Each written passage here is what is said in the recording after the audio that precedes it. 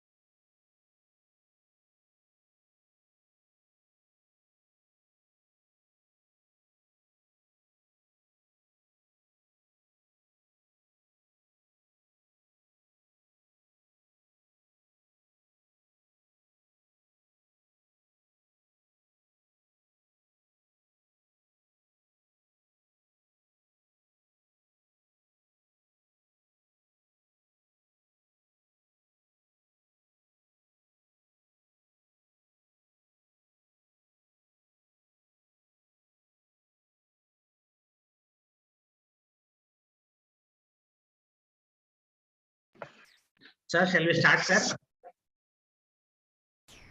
Yes, sir. Okay, thank you, sir. Good afternoon, all of you. This is Dr. K. Kiran Kumar, Vice Principal and Head of the Department of Computer Science and Engineering from Chalapati Institute of Engineering and Technology. On behalf of CIET, Department of Computer Science and Engineering, I welcome all of you for the webinar on research methodology. There are a total of 408 participants registered for this webinar from 70 states in India. I thank all the participants who have registered for this webinar. So today's resource person, Mr. B. Bhattacharya. So he is working as an assistant professor and program coordinator from Brainware University. So thank you, sir. Thank you so much for accepting our request and coming as a resource person for this particular webinar. Let me introduce Mr. Bhattacharya. So Mr. Bhattacharya is MTech from CSE from West Bengal University of Technology and working towards his PhD degree from University of Calcutta. He has worked in the capacity of systems manager for 4 years in E-Info.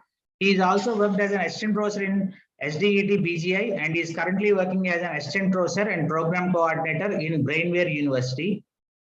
He has published many journals and conference papers and one Australian patent to his credit.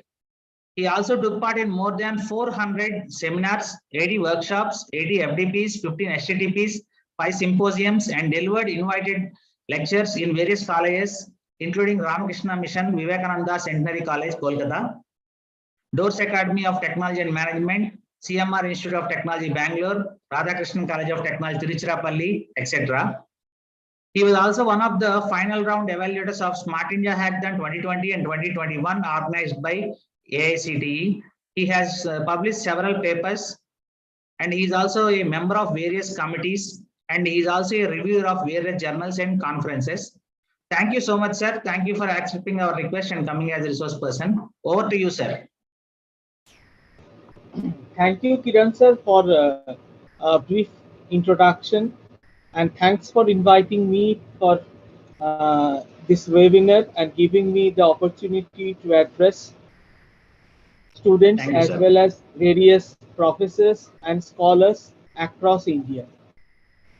So, I hope my screen is visible to you. Yes, sir. Yes, sir. It is visible. Okay. So, let's start with the term research. Here, if we decode this term research, that means we are searching once again. Re means repeating. We are repeating the search. Why we are repeating the search? Because our objective is to find out something new. So basically, The research refers the search for knowledge. That means if we search for the same thing in different ways, we may get different point of views, and based on them, different outputs as well. So we are researching the known thing once again so that we can have a near avenue of thoughts. Now, thing is that whenever we go for a research, naturally we need some topic or issue on which we will research. That means in most of the cases, the topic or the issue are not novel. They already exist. But the thing is that the point of view is entirely new. So what we do is we research on that topic or issue. So in this context, we can say that it is nothing but a form of scientific investigation, because we are investigating some issue or topic in a newer way. If we go for the classical definition by Stephenson and Slanger, defined in 1930 as the manipulation of things, concepts, or symbols for the purpose of generalizing to extend, correct, or verify knowledge. That means we already have some knowledge on a certain topic or issue, and our objective is either to extend the knowledge or to correct the knowledge if there are any errors or ambiguities or something else, or to verify the truthness or falsity of the knowledge. And based on that, either by means of construction of theory or in practice, how we will implement those knowledge regarding a certain point of view with respect to a topic or an issue.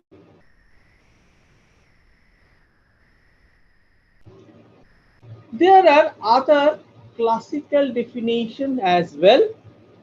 One of them, which is very popular, is by Redman and Mori, which define the research as a systemized effort to gain new knowledge. That means the topic or the issue is known to us, but from that topic or issue, we are having a new set of knowledge, or we are applying the knowledge in a new way. Now, thing is that research is considered to be a primary activity in the academics. But not only that, almost all the CMM level 5 companies have their own R&D cell, and each day they try to work out some solution based on the current business trends and the problems. If we consider the definition of Clifford duty, it is like defining and redefining problems, formulating hypotheses, suggested solutions, correcting, organizing, and evaluating data, making deductions, reaching conclusions, and finally carefully testing the conclusion to determine whether they fit the formulated hypothesis. That means we can redefine a problem in our own way, or we can formulate a hypothesis and we will try to find out a possible path so that we can satisfy the hypothesis which the researcher has been developed based on a certain point or issue.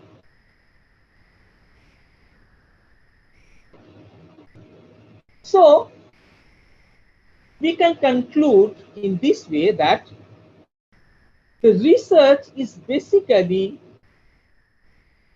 an addition on the current knowledge, and this addition will definitely contribute towards some advancement of that particular topic or issue. It may be like broadening the structure, or maybe broadening the topic, or applying the topic in a new area, or it may be something else as well. And along with that, to achieve this, we need to do 4 things at least. One is to study the existing literature so that we can find out the potential topics or issues. We need to observe them so that we can find out the possible advantages and disadvantages, and a comparison of the existing methods or models based on parameters, and adding novelty to that particular topic, and the proof of novelty by experimental methods. So, if we combine all this, we can conclude that the research, in simple word, is basically the search for knowledge using objectives and systematic methods to find out the solution of a problem. Now, we are considering the objectives of research. The first and foremost objective of the research is to find the answers of existing questions by applying the scientific procedures. It may be an entire set of nuances, or it may be the updation or modification of the existing answer. The second point in this is to find out the hidden truth which has not been discovered as of yet. It can be a new point of view, or it may be a new parameter, or it may be putting that particular issue to a new context, which has not been explored till now. The third one is to identify the specific objective for a particular problem, and based on that, the objectives can be classified as follows. The first category is basically to gain familiarity with new insights into a phenomenon. That means the phenomenon is already there, but we are looking into that with an all new avenue. Next is to portray the characteristics of an individual or group or situation. That means we are putting a particular set into some other domain, and we are exploring how in the new domain they behave. The next point is to analyze the frequency of occurrence.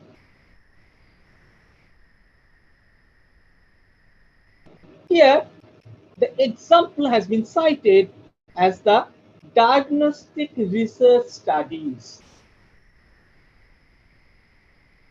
Just like we can consider, suppose we are regularly monitoring the growth of a tumor, and based on that, we are trying to identify whether the tumor will be a benign or a cancerous one. The next one is to examine the hypothesis of a causal relationship between two variables. That means the relationship is not imposed. We are trying to find out how they are related, or whether they are at all related or not. And definitely, we need to identify those parameters which has not been explored, or whose relationship status has not been explored as of yet.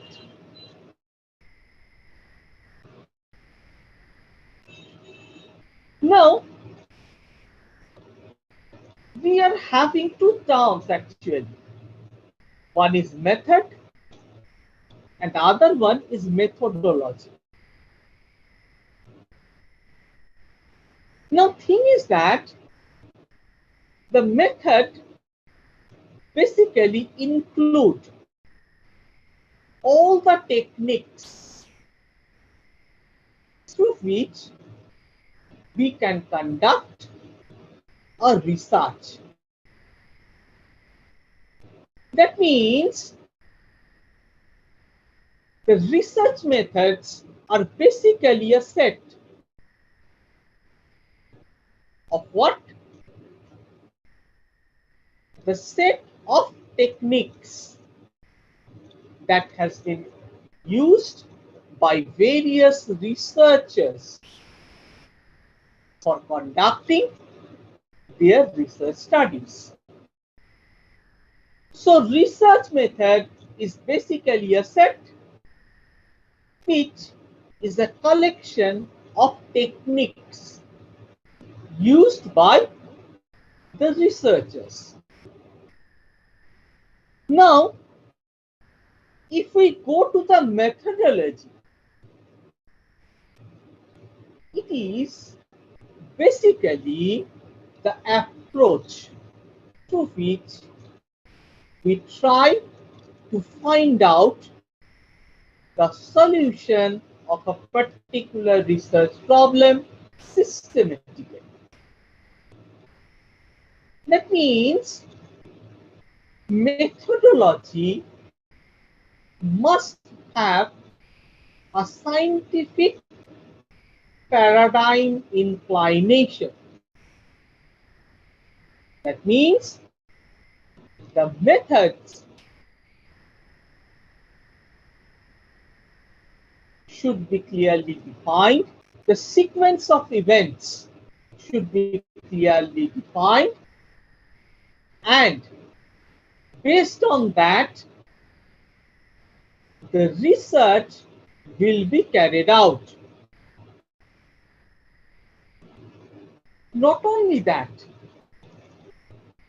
when we are defining these steps, we need to put the logics for all those steps. That means we should have the sound logic for each and every step, and it should also explain why it should be at a particular position or after a certain step or before a certain step. That means the methodology will clearly define all the possible steps or stages along with their position in the process flow and the logic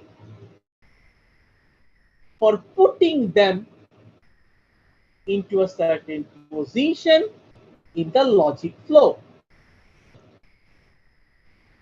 And as we have already told, all these structures should be based on the scientific approach, which we usually call as the methodology. Now, we are going into the popular approaches associated with the research. As you can see in the screen, we are primarily having two approaches. One is qualitative and the other one is quantitative. And along with that, we are having another very popular approach, which is known as the mixed approach of both the qualitative and the quantitative techniques. Now, if we broadly try to define these approaches, then we can say that the quantitative approach is basically the collection of quantitative data which are put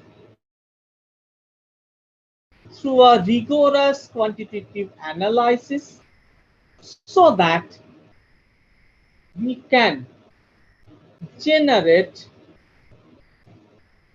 some experimental or inferential or some simulation approaches. That means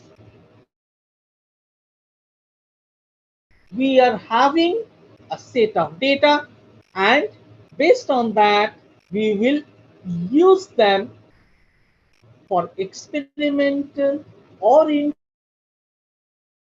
inferential or simulation methods. Now, if we consider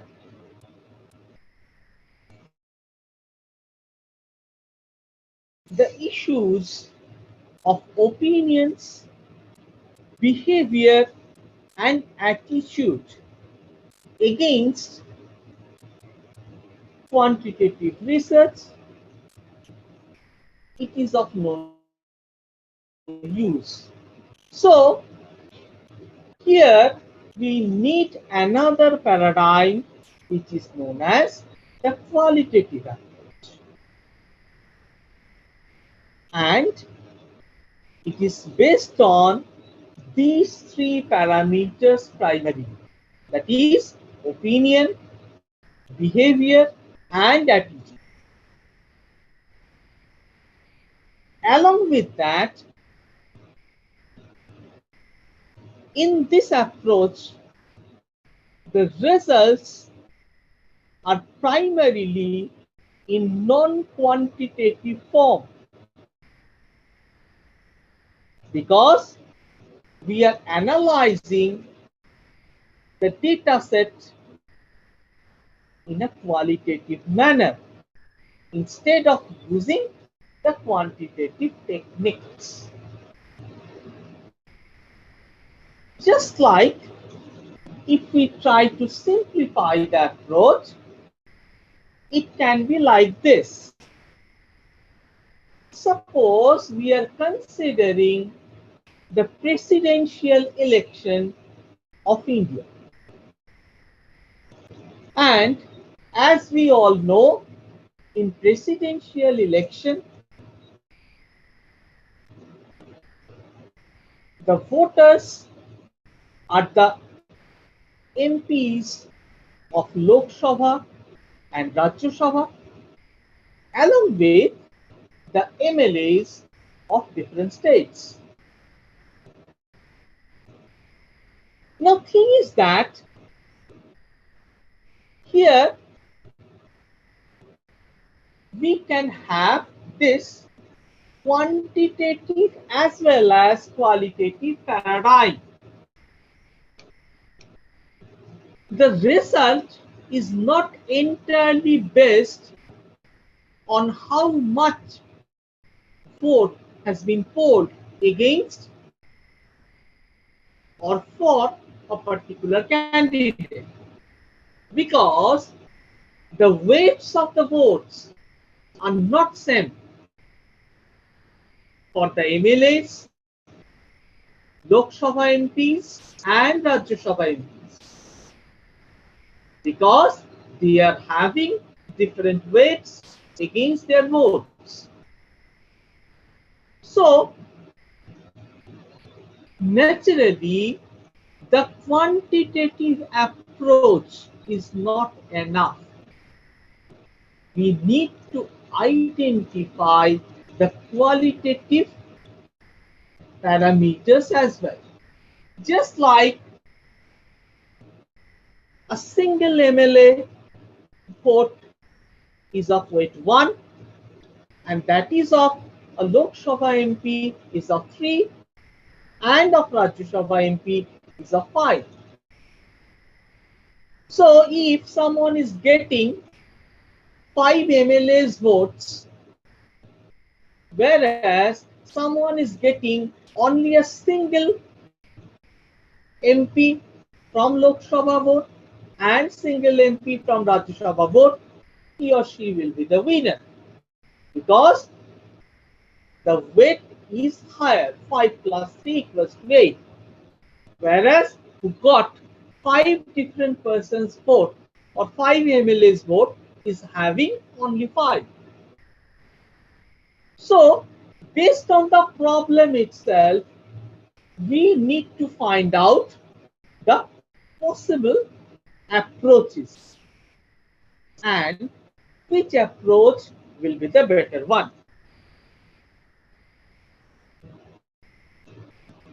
Now, here we are having some example based on the approaches. For quantitative,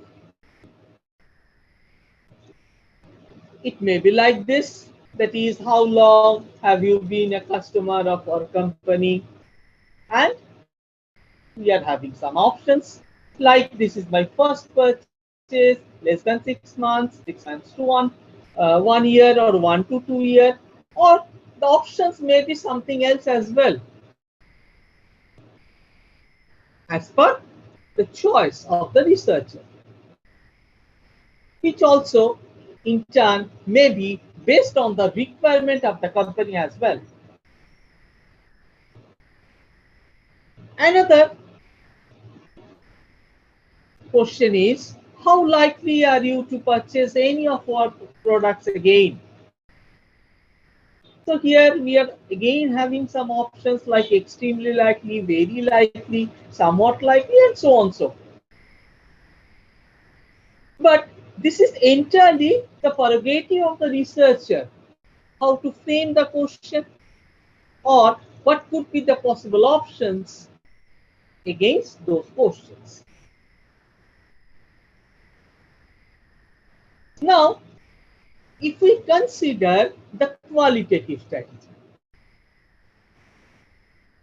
here as you can see, suppose we are asking for any specific comments or questions or concerns or suggestions or something like that. What we usually find in different webinars, that is any suggestions from your end or any future topic of the webinar or something else. So that is a qualitative question. Similarly, we can have another form of qualitative question. That is, when you make a mistake, how often does your supervisor respond constructively? Suppose, as a supervisor, someone is trying to identify how satisfied the scholars are. So we can have these types of solutions, like always, most of the time, about half of the time, once in a while, or never, or whatever.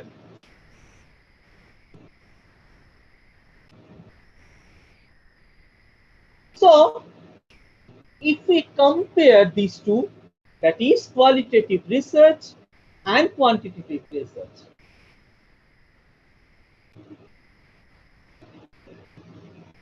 the first and foremost difference is that in qualitative research, we basically try to develop an insight on the human behavior. But in quantitative research, in most of the cases, we try to generate measurable data by employing different statistical or logical techniques.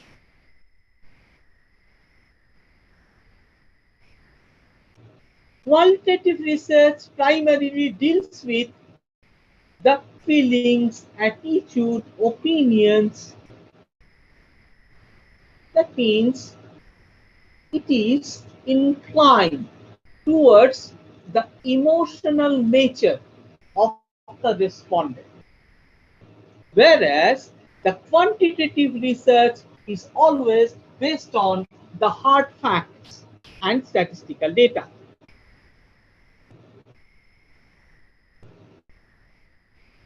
The objective of qualitative and quantitative are basically in two different avenues. While the qualitative research tries to explore and discover ideas used in the existing processes, whereas the quantitative research tries to examine the cause and the effect of the constituent variable in the existing problem set.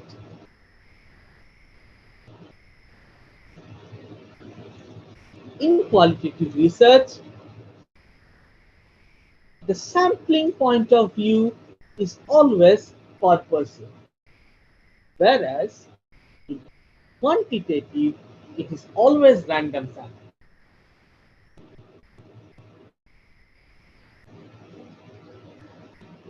The type, in case of qualitative, it is explorative. That means we are trying to explore newer avenues, whereas in quantitative research, it is primarily conclusive.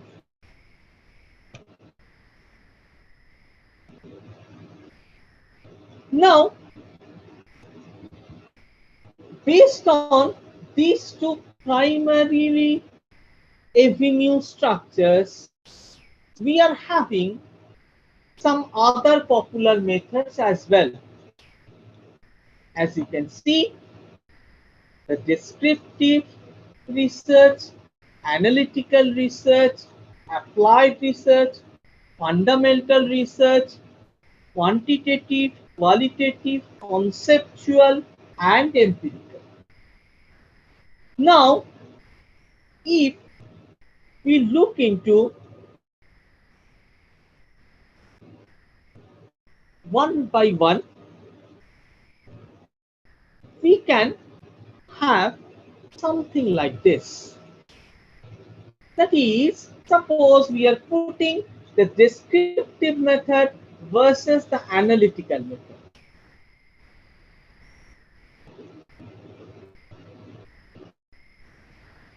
In descriptive research,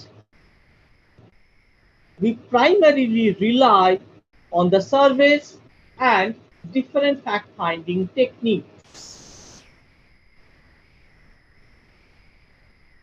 In descriptive, very often we use the term ex post facto research, which is very common in case of social sciences and business research. Now, another very important thing is that in this method, the researcher in most of the cases have no control over the variables, because the facts which may come out may not be known to the researcher, and naturally he or she has no control over the answers given by the respondents. And here, the objective of the researcher is to report what is happening or what has happened. That means the researcher will try to find out the facts which are hidden within the problem set itself. And he or she is trying to explore that.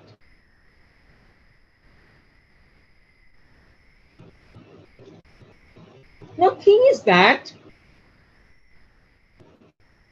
in most of the cases, the researchers attempt to examine an existing phenomenon. It may be like customers' preferences, frequency of purchases, or shopping, or something like that. Not only that, there can be a survey method as well,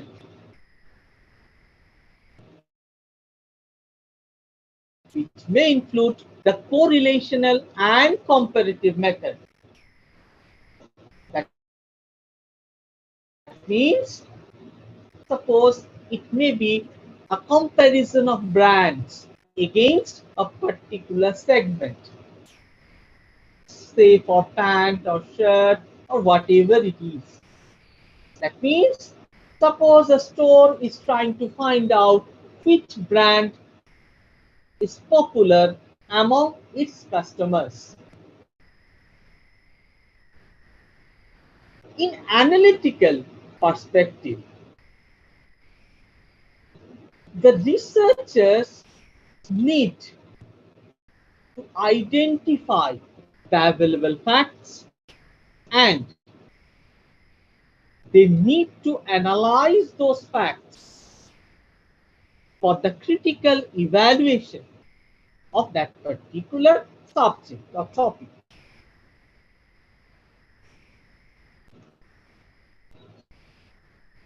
Now, if we consider the term fundamental research, we can also have an approach based on that.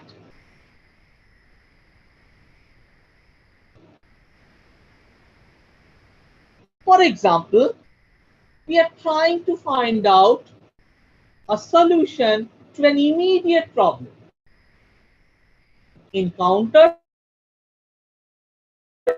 by a firm, industry, or organization. In fact, in our daily life, we always face some fundamental problem. Just like suppose today I am going by train to my workplace, suddenly there is a problem with the railway track. So naturally, based on that, we have to go by some other means. Okay, so this fundamental research is basically of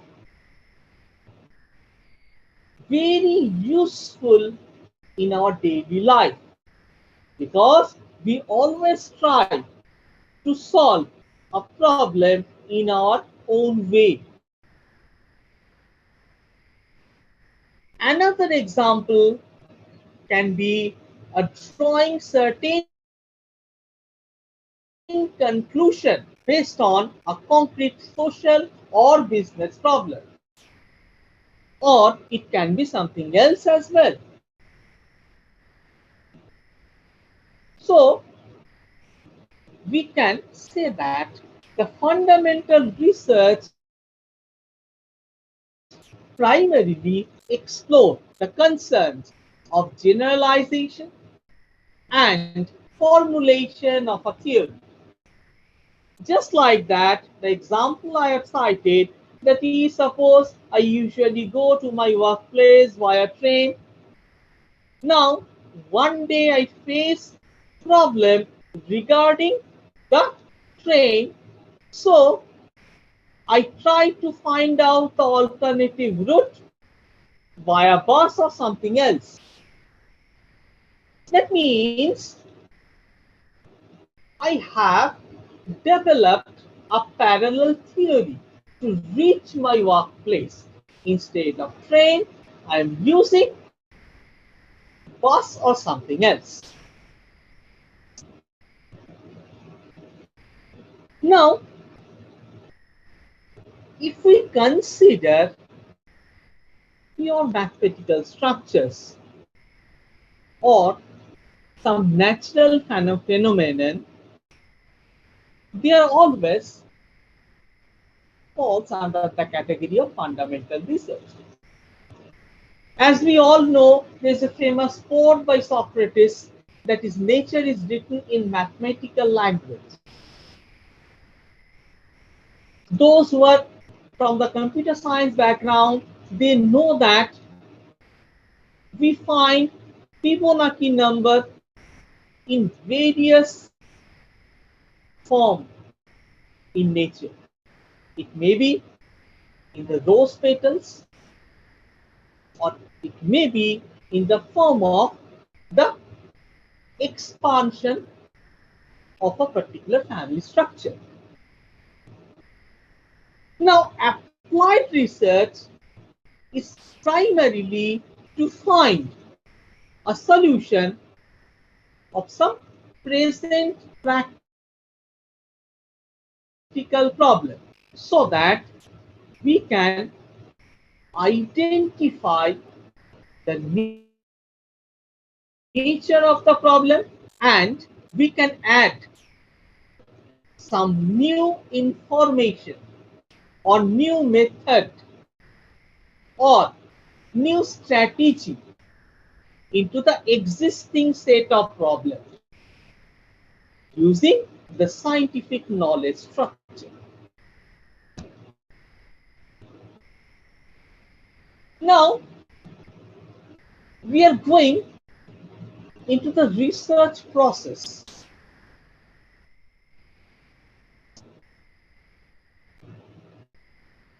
As we all know, that is, we need to go step by step.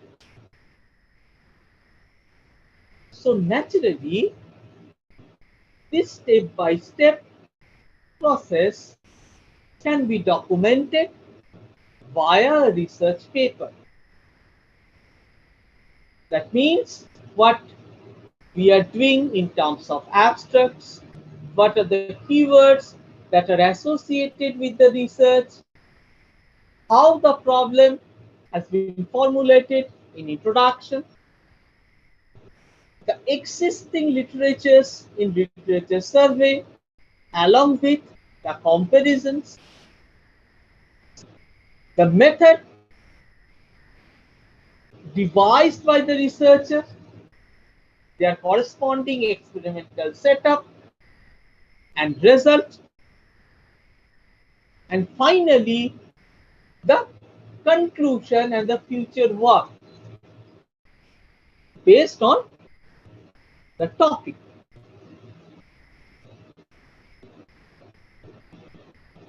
Another thing is that whenever we go from one step to another, we need to have necessary backup, we need to revise, and we need to add additional material,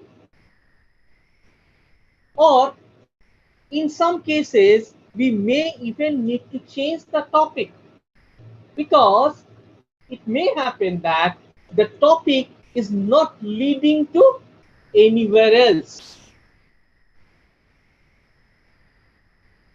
That means it is very, very important, that is, what you are finding during the period of research, whether we can continue in this path or not. And based on that, we may need to adjust the research plan as well, simply because the path that we are choosing or the structure that we are following or the novelty that we are trying to add may not be of any use. So if we find that, what we need to do is we simply need to drop the idea. We simply need to drop the idea and we need to find out a new problem. The topic may be same, but the problem should be different. Or it also may happen that the topic is too broad. So naturally, we are having so many influences, so many things. It is very, very difficult to channelize all those area of information. So in that case also, we may need to narrow the research paradigm or research topic domain. Instead of a broader domain, we should go for a small or specific domain.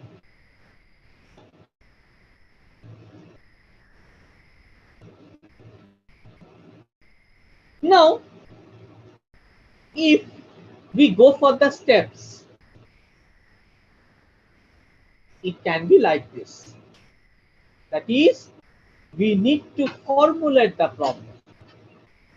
This is the first and foremost thing in research. You need to formulate the problem. Next, you need to evaluate the cost of research. This cost of research is not only in terms of the material cost, it is also in terms of the man-hour, man-day as well. How much man-hour or man-day this research is required. It is also very, very important. If we find that the man-day requirement is huge,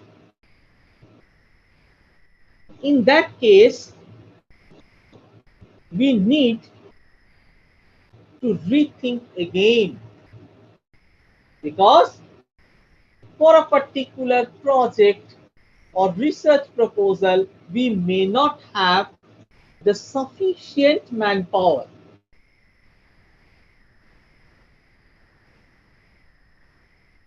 Next thing is the preparation of the list of information. What we are having, the research design decision.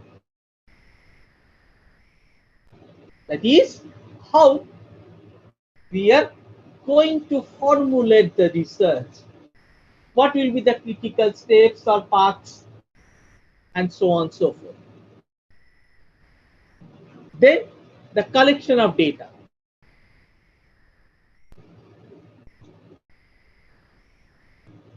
Next stage is the selection of sample. Then sample size. Next stage is how the field work will be organized.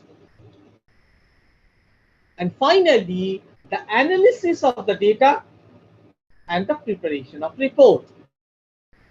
It may be in terms of thesis writing as well. Here you can see a flow graph of the research process, where the single F basically indicates the feedback and the double F indicate the feed forward. That means all the stages that we have just covered has been represented pictorially, including the structure of feedback and feed forward.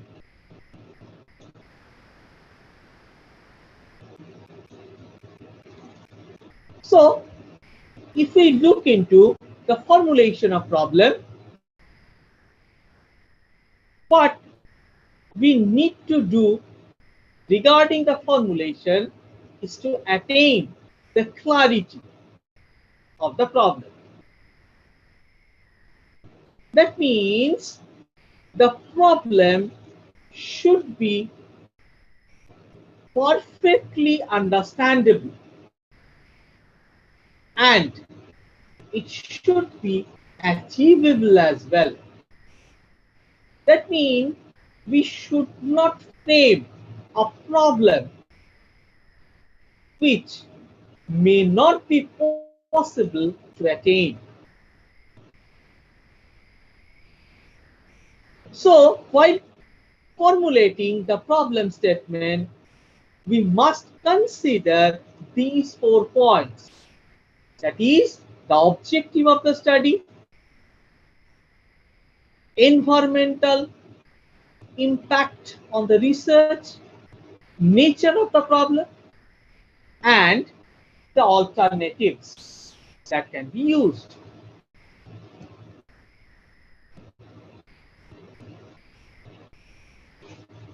For example, if we consider that the previous advertisement by the company was indeed ineffective, in that case, what could be the possible steps the company may take? Number 1 is to increase the budget. Number 2, to use different appeal. Number 3, to change the media,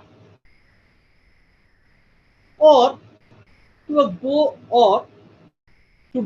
to a new agency as well. So these are the possible steps if a certain formulation has failed in a business context. So naturally, we need to have the precise research questions.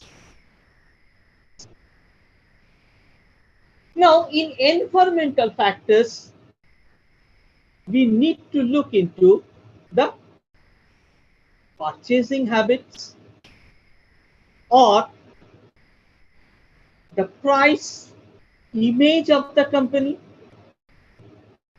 or what is the customer's view on the other products of the company, or it may be the size of the market and the target audience as well.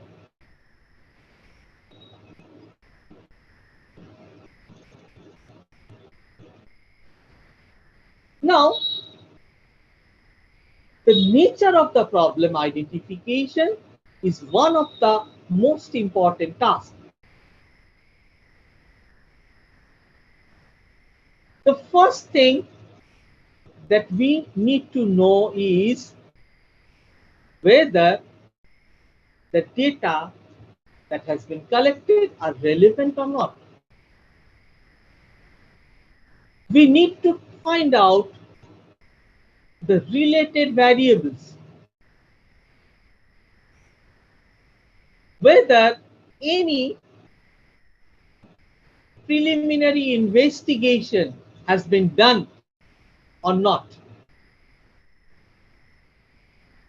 whether the preliminary investigation is focused on a certain segment or not. So, before formulating the problem, we need to know the nature of the problem itself.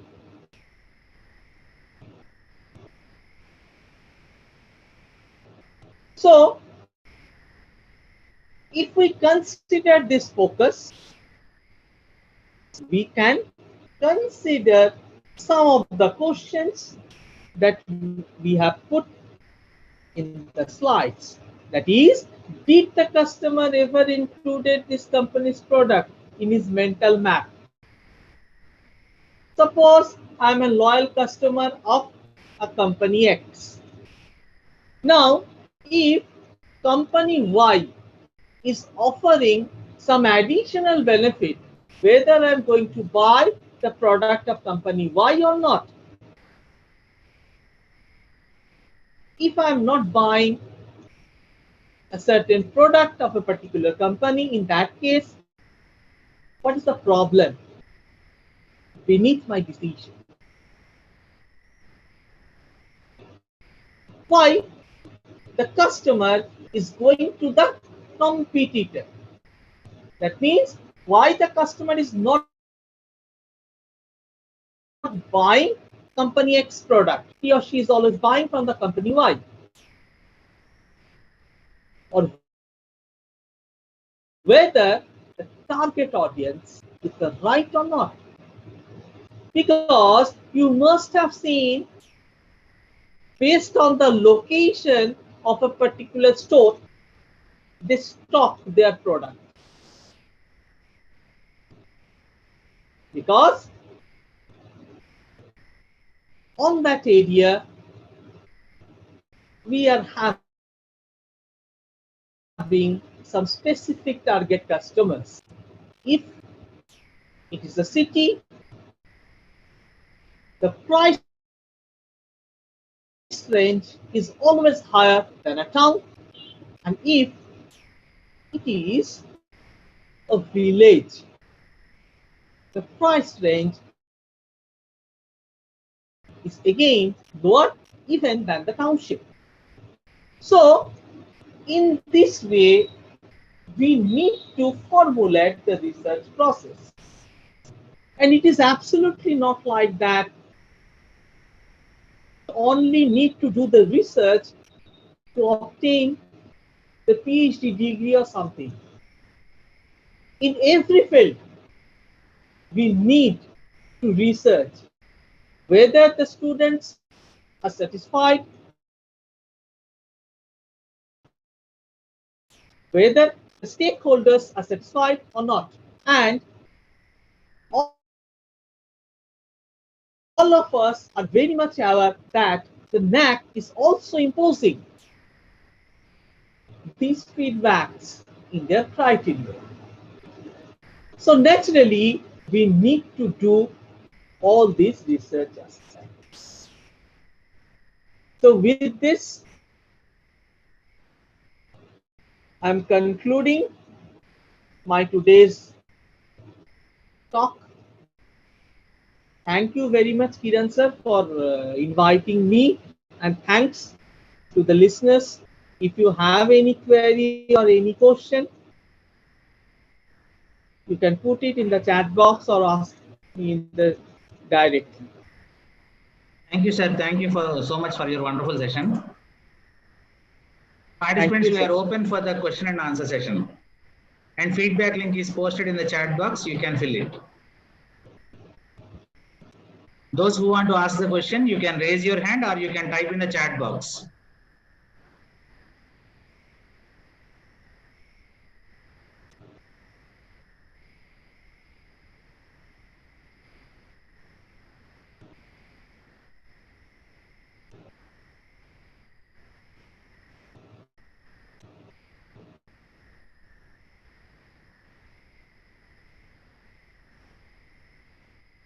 Okay, I do hope no more questions from the participants. Thank you, sir. Thanks for inviting me. Yes, some question. Yes. Can somebody do research without using statistical tools? Yes, of course, because statistical tools are primarily used in the quantitative research. So naturally, one definitely avoid the statistical tools. So naturally, they need to go for the qualitative research.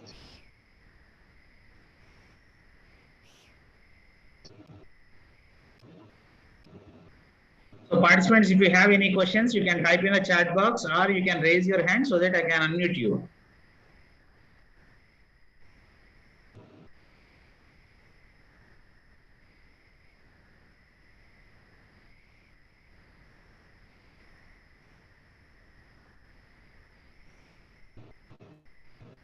Okay, sir, I think there is no more queries from the participants. So, Yes, sir. with your permission, can I leave the Yes, session, sir. sir? Yes, sir. Yes, sir. Thank you so Okay, much, sir, for okay, the wonderful session. okay. Thank you, sir. Thanks Thank you, for sir. inviting me as well. Thank you.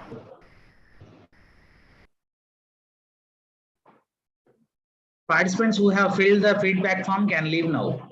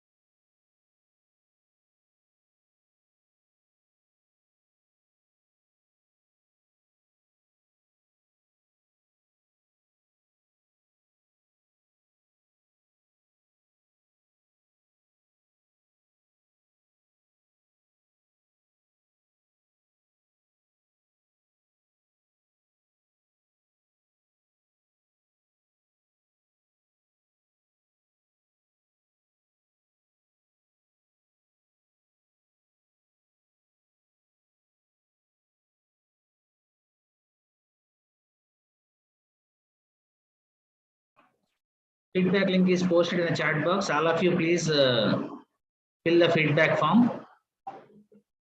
For e-certificate, feedback form filling is mandatory. Those who have filled the feedback form can leave now.